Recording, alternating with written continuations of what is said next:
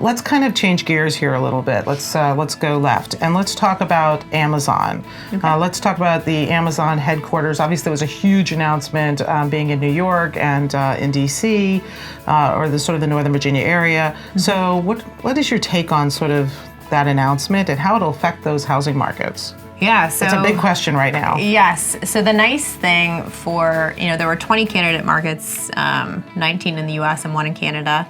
And the nice thing about Amazon choosing New York and the DC area, specifically Northern Virginia, is that those are among the biggest markets that they could have chosen. So when you think about the disruption of a new company coming in with 25,000 jobs, those are big jobs markets, and so it's going to be less of a boost relative to if they had gone into a smaller market where the market would have been overwhelmed. Where they would be the number one employer. Whereas in DC, really, the government is the number one employer. Yeah, that's true. So it's still a big boost for the local economy, but it's sort of, in both those cases, it's comparable with the number of jobs that are added in a year or so, whereas it would have been what other markets typically see in 5 years.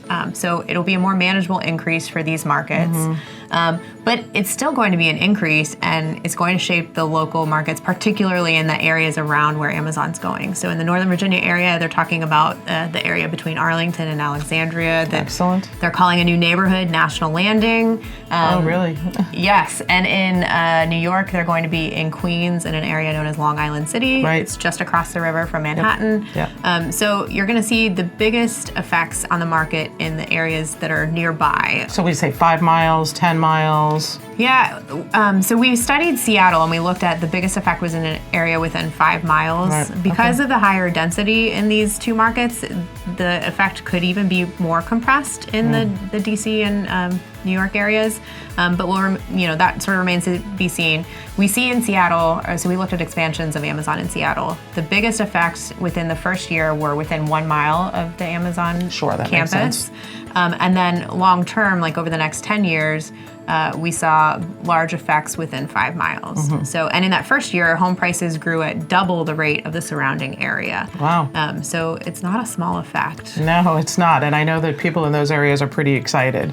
So good time probably to either be buying or selling in those markets. Yeah, absolutely. But one of the things you mentioned was that the surrounding markets, the sort of runner-up markets, also should feel the effect.